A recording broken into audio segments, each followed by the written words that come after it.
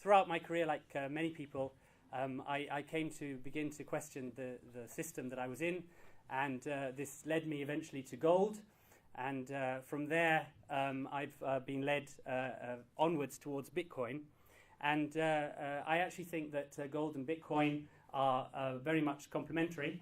And I think that we can put them together and create something very powerful. And that's what I've thought to do in creating Bullion Bitcoin, which is a gold to Bitcoin exchange, which I've just launched. So I think I'll just make a very few points about Bitcoin to complement Michael's excellent presentation. Bitcoin is a decentralized digital currency that enables you to transfer value over the internet. So you can send digital coins person to person. You don't have to, using a Bitcoin wallet, you don't have to involve anyone else. And this person-to-person element is very important, and I think it's worth underlining. Basically, this aspect of Bitcoin restores control to individuals and takes it away from intermediaries and banks. So you cut out bureaucracy and transaction fees and capital controls and potential confiscation. You regain control of your own money, and you don't have to ask banks for permission to access your money, to make a transfer, to receive a payment, to basically you recover individual freedom. The second point is that Bitcoin is open source. No one owns it and no one controls it. So this is the second important thing. You can hold and transfer value, and it eliminates the counterparty risk that is inherent in the existing payment system. So these are just two very important points. Bitcoin restores individual freedom and financial privacy, which are things that are currently under massive attack in the current system. So I think that's very much worth mentioning. Just wrapping up on a few of the points that have been made, I don't argue in any way with anything that John said. I think it's absolutely brilliant. I'm a huge gold bug. But I think that really Bitcoin is a great complement to gold. I think they're brothers in arms, if you like. And although I love gold, it's not a very easy unit of account. It's not a very easy medium of exchange in the internet age. No one thinks in gold grams. No one goes around with gold in their pocket paying individually. And if you wanted to do it over the internet, it's very cumbersome. So, and I think this is one reason why fiat currency has persisted in the internet age despite its flaws, because it's easier to whiz dollars, digital dollars around the system than it is to pay in specie. But Bitcoin is designed to overcome this. Bitcoin is a currency that is designed for the internet, allowing prices to be quoted globally and settled electronically, almost automatically. So it's a brilliant internet medium of exchange and unit of account. Obviously, as we've seen today, and Bitcoin is a new technology, so it has its ups and downs, it's very volatile, and we have the problems with the Mt. Gox exchange, so it has its downsides. It's unproven as a store of value in the way that gold is proven as the ultimate store of value, as outlined by John, no one's liability, all the good things about gold, and therefore I think that gold has obviously shown to be the ultimate store of value. But I think that the combination with Bitcoin remonetizes gold and allows global electronic transmission of gold effectively over the Bitcoin protocol. So what I've sought to do is to create an exchange that directly links physical gold and Bitcoin. And so we create for Bitcoin a non-fiat monetary portal, and we create for gold a means of effectively going into global electronic transition. If you like, you can think of gold as a savings account and Bitcoin as a current account. And when you need to make payments out of a current account, you can whiz them around the internet using Bitcoin and then bring them back and then back into the safety of the savings account that is gold.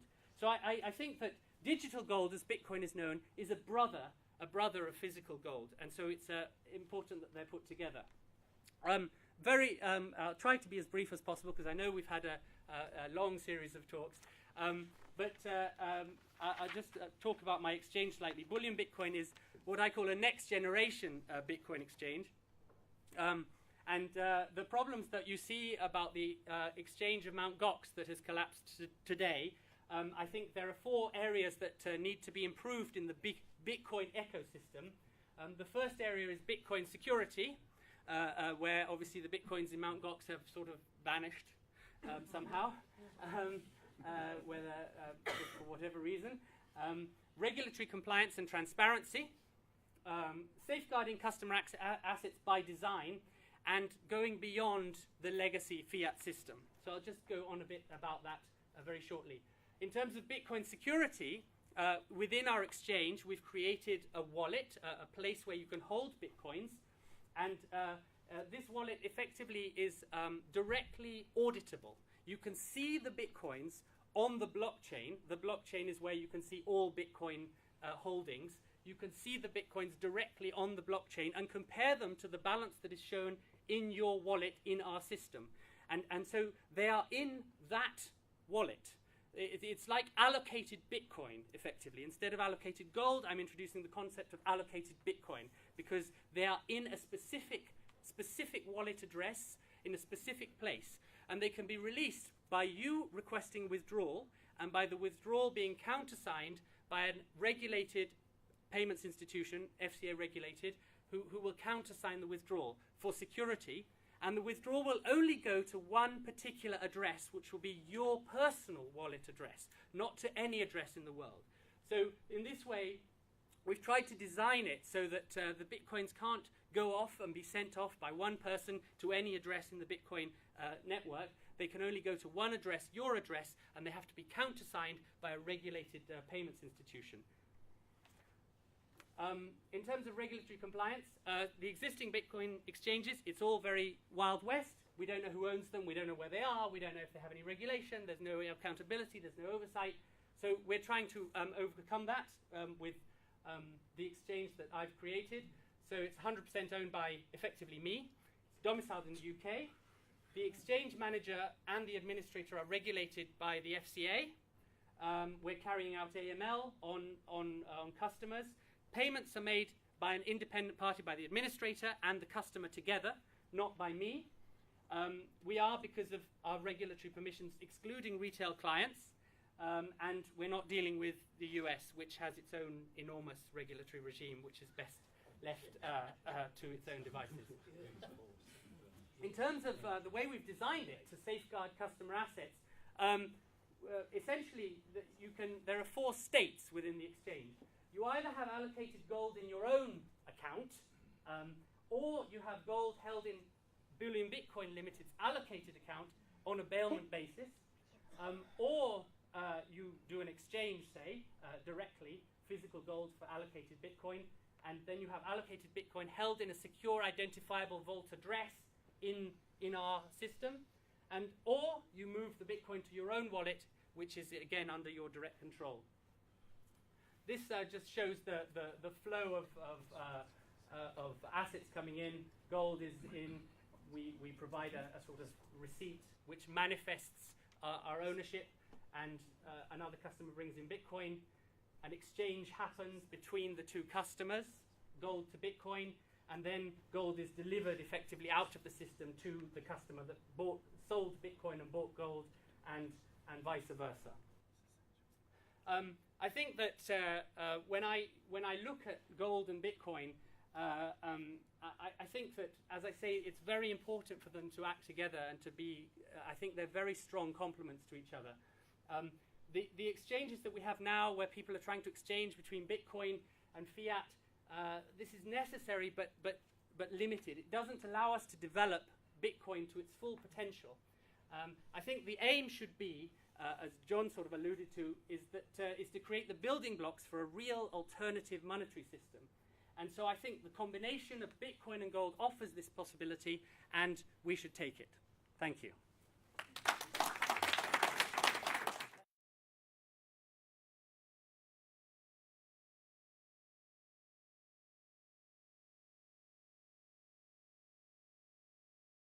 This government, the British government, because I was asked, can they mine Bitcoins?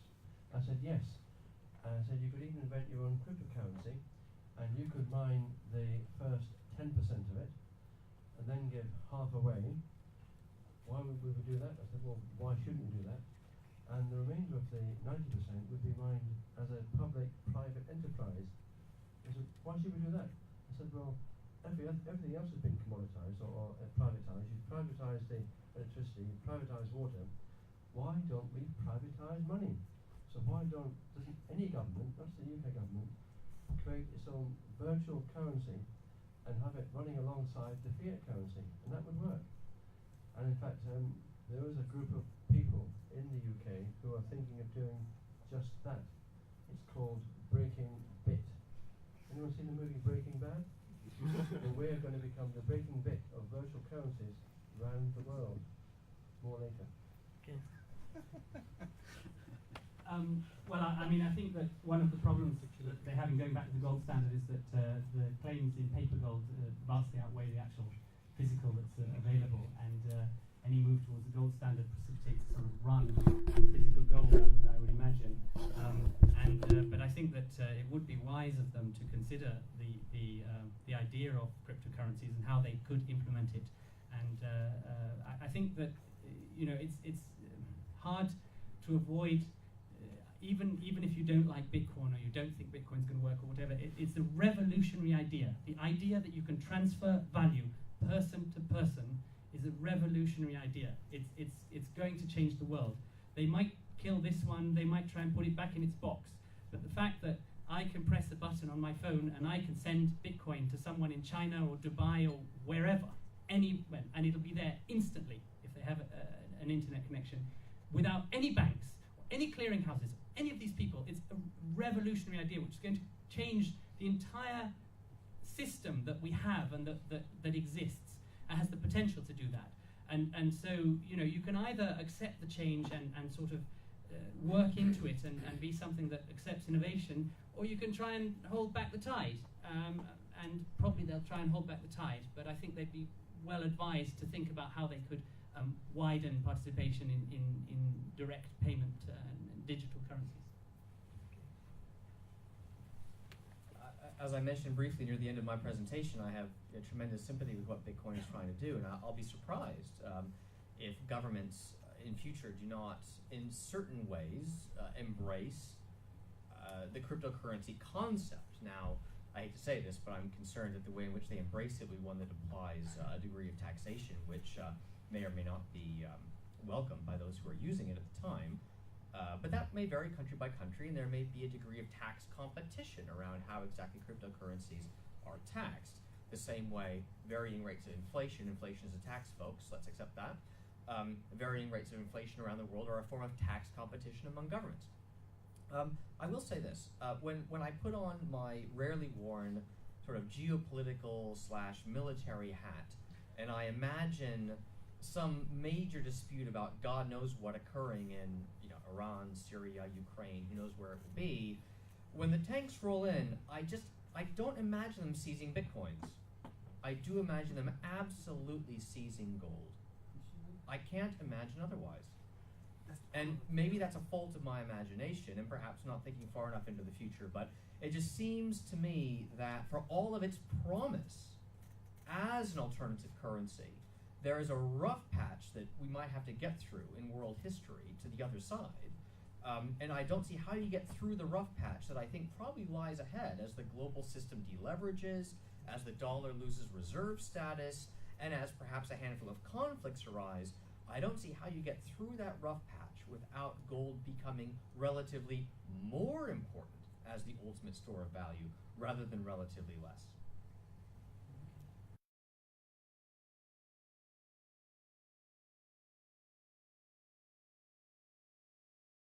There is a money transfer system called M-Pesa in Kenya and also in Uganda. And there is a company in the UK which is actually working with Simon on, can we mention it, crowdfunding. And they are inventing or creating the world's first, I believe, the world's first point-of-sale terminal. Now, point-of-sale terminals are used to access debit and credit cards anywhere in the world, and debit and credit, it charges your card for the payment. This point-of-sale terminal is entirely different, and it could be launched first in countries like Africa. In fact, I'm taking it to Africa because I've spoken to the inventor of it when I make my presentation in March to announce it, but you're hearing it before they do.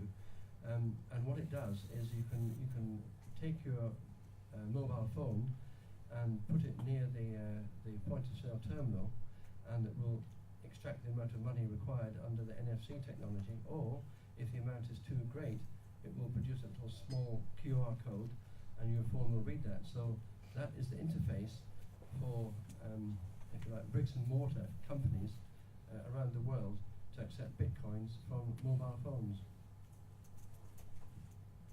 Yes, I mean, there are lots of companies working on different solutions for this, and as you say, one of the most fertile areas of adoption is in developing countries, where the systems are less established than they are here, but obviously here there are more resources to innovate and try out new things, and so it is more here now, but will be, I think, great use in developing countries.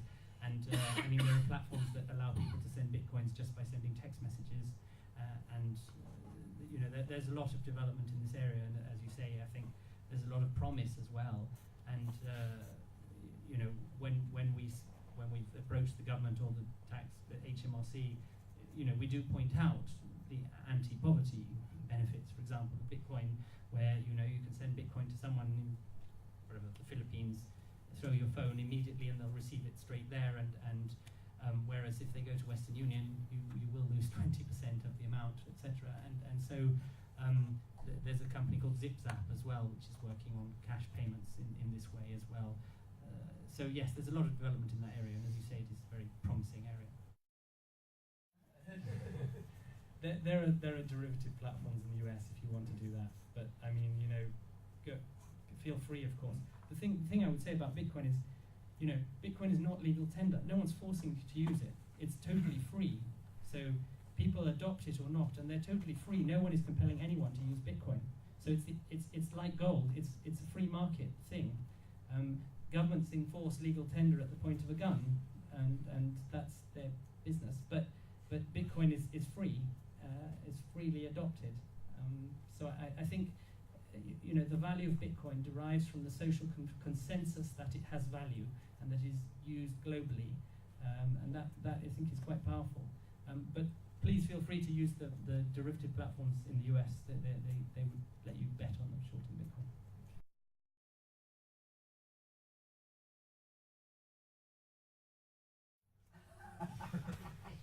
The Russian guidance is a little bit ambiguous, but they have basically said. You know, maybe. But you know, basically, they have said that that the Russian ruble is the main currency. Again, you know, it's a little bit strange because I could have sworn when I visited Russia that lots of people were using dollars and holding cash dollars in their homes and that sort of thing. So, you know, obviously, legal tender, just stating boldly that legal tender is so and so, doesn't work, as it was just a form of state violence. China, it's not banned, I don't think. The guidance is not that it's banned in China, and I'm not sure that it's exactly banned in India. In terms of it going from 1 to 1,500, obviously the value is 1 when there are you know, 100 people, most of them who are young techie developers using Bitcoin. When millions of people start around the world to use Bitcoin, the social consensus is that it has more value, and effectively it's a free market thing. It's not managed or guided or printed by a bunch of central banks. Effectively, people decided that it had value because it's ultimately a deflationary currency. There are a limited number of Bitcoins that will be produced, and that's the algorithm, and that's the way the mathematics works. So we're not, it is man-made in a sense, but it's man-made up to a point because it's really about mathematics and cryptography, and it's now a process that goes on automatically. That's the sort of nature of Bitcoin. So it has whatever value people are willing to attribute it to it through their use of it. The social consensus gives it value. But long-term capital was meant to be the same type of thing, and that went bust. Long-term capital was a hedge fund that was leveraged 40 times by buying government bonds. Long-term capital has nothing to do with Bitcoin. It's completely different. And it can play short. As John said, Bitcoin isn't a solution for everything, but the existing systems are entirely broken. I mean, the two biggest counterfeiters of US dollars and the British pound is the US government and the English government. And in fact, a recent story which hasn't hit the headlines yet, which I know about it, is that the US government were examining so-called counterfeit US dollars produced by North Korea, and they were so good quality, they were better than theirs. And one of the US senators said, well, why don't we use their dollars instead of ours? And they all seem to agree with that. Why not? Now, if anyone here can produce better US dollars than the US government, you'll be a winner. Why not? So Bitcoin isn't a scam. The biggest scam is under your very nose now. And Bitcoin is actually controlled by mathematics, as is the universe. Do you want to get John to look in? Sorry. Yes. I don't think I really have much to say about that. About the counterfeiting aspect, it's interesting. It really depends on your definition of counterfeiting. The definition of counterfeiting that was explicitly used in multiple major historical documents by the people who wrote the U.S. Constitution would characterize what's happening today as counterfeiting. I mean, it's black and white. I mean, this is not open to dispute, and anyone who is a constitutional scholar understands that. I mean, the Coinage Act of 1792 made that clear. And in fact, it's kind of just funny historical trivia. And this is going way off topic, so I'll end quickly. But funny historical trivia, there were only two federal crimes when the United States came into existence. Only two federal crimes. All the rest of the crimes were left to the states. Two federal crimes: treason, counterfeiting. And the penalty for both was death. You can borrow them, but I would ill-advise you to borrow bitcoins, because if you borrow the bitcoins and you use them in the world at present, you'd have to convert them into pounds, and then when you have to repay them, the price of bitcoin might go up or down, and if it goes up, you'd have a large amount to repay. So I would caution you against borrowing bitcoins per se, unless the investment you made was in bitcoins. But who would lend bitcoins? Well, there's There's something called BitBank, I think. There's an internet there's a bank, a Bitcoin bank in Germany called BitBank, I think. Bitbund. Bitbund not bit. There you are. Bitbund.net. They'll lend you some Bitcoin. So It's a peer-to-peer. peer-to-peer lending in Bitcoin. Okay, brilliant.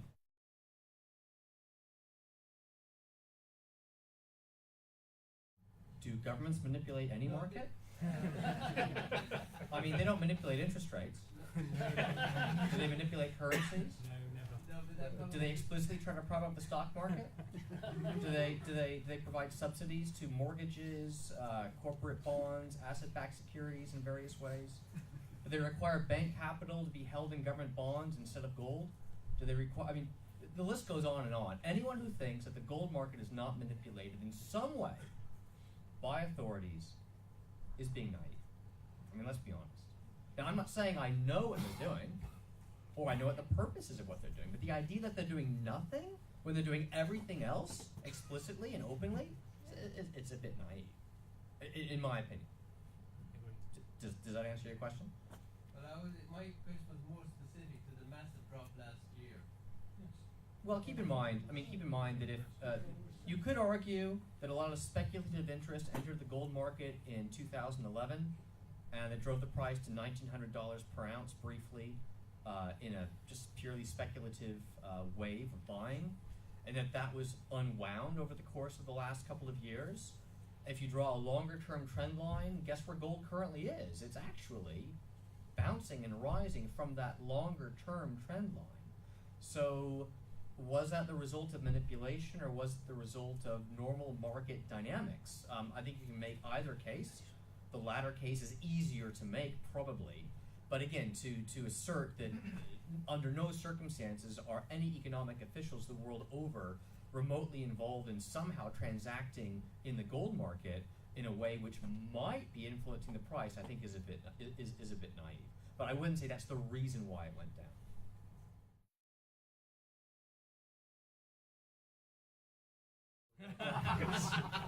Now, I mean, again, this is a bit of a tangent. I don't want to spend too much time on it. However, let me just state a few facts.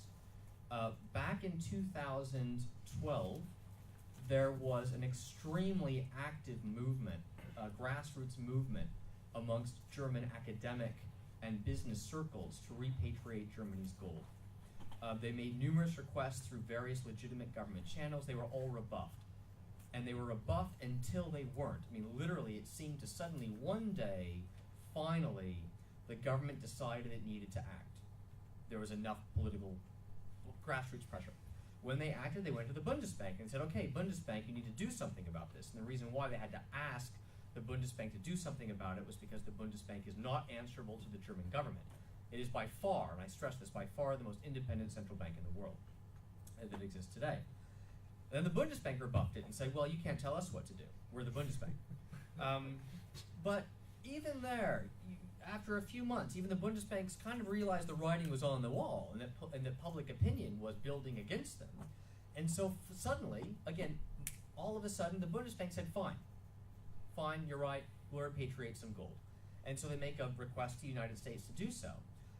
But the odd thing was the way in which that request was granted, which was to deliver gold from the beneath the New York Federal Reserve in Manhattan to the Bundesbank at a rate that was so slow you could literally be moving it in a rowboat year by year across the Atlantic. And that kind of, I mean, that really raised a lot of eyebrows when that happened. When Charles de Gaulle requested delivery of France's gold bullion underneath the New York Federal Reserve, they sent a battleship. And they took the bulk of it in one delivery. One delivery. And they publicized it. They wanted to send a message to the whole world. And so here the Bundesbank sends a rowboat. It just looks a bit odd. Do I know what's going on? No. Does it seem what should be going on? No. There's something else going on we don't know. Someday the historians will probably get their hands on the relevant documents, but it's not what we're officially being told, in my opinion.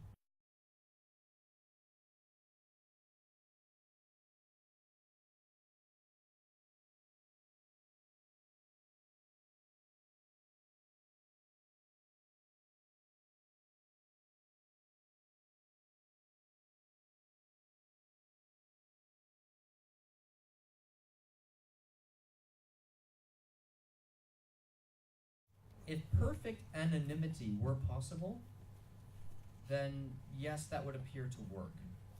I'm not sure perfect anonymity is possible. And I've read multiple papers now suggesting that even the Bitcoin algorithm, in theory, leaves a digital trail that could be followed by authorities with sufficient computing power, should they desire to exercise that computing power. If that's true, then in theory there is a digital trail being created as we speak from the original Bitcoin ever mined to all the Bitcoins that exist today. And if someone wanted to, they could recreate every single exchange. Again, I'm not an authority on this. I've simply read a couple papers suggesting that in theory it could be done. And now I'll say one other thing. Have you ever noticed the first 3 capitalized letters of the original Bitcoin paper published by Satoshi Nakamoto? The first 3 capitalized letters. Satoshi, S, Nakamoto, and then the next capitalized letter is the letter A. Everyone knows that in Japanese they give their first name and last name in the opposite order. So in fact, the 3 first capital letters are NSA. But it's absolutely true, you know. The blockchain is the ledger where all the transactions of Bitcoins are held, and this is something that is currently available for anyone to look at. But pseudonymity is what Bitcoin gives people, the ability to have a wallet, and as long as you don't reveal your address to a third party, then it stays anonymous. There is a wallet being developed by Amir Taki, one of the original Bitcoin developers, who has been in or was in contact with the original inventor, and that's called the Dark Wallet, and that's been crowdfunded. I'm a very proud helper on that project, and as are other people here, and that will be announced in the next 2 months. Bob is a member of Her Majesty's government, but not Her Majesty's UK government, but Her Majesty's government, and he'll explain how that's come about or how it is. Yes, I'm a member of the States, the government in Alderney, which is a small Crown dependency, part of the bailiwick of Guernsey, and I chair the Finance Committee. Some people call me the Finance Minister. It's a small budget, and I don't sign notes or anything like that. We raise revenues in different ways, including commemorative coins, and we're in discussions with the Royal Mint. It's under NDA at the moment to issue, as some of you will know, a commemorative coin with the Olney logo on one side and Bitcoin logo on the other side, with gold content and one mined Bitcoin. The reason for the confidentiality agreement with the Royal Mint is they're putting new technology into the coin. We have a long existing relationship. We're doing it ostensibly to raise additional revenue funds. We do quite well out of the royalties from coins, but in one sense it's a Trojan horse, because if you can demonstrate Bitcoin in specie, if you like, physically, it may give it more credence and confidence, and particularly if it's done in association with the Royal Mint. Certainly there needs to be regulation for Bitcoin, and I think it should be pan-jurisdictional, and it should be taken well away from the legacy issues which the financial regulators are coping with and continue to cope with in most jurisdictions.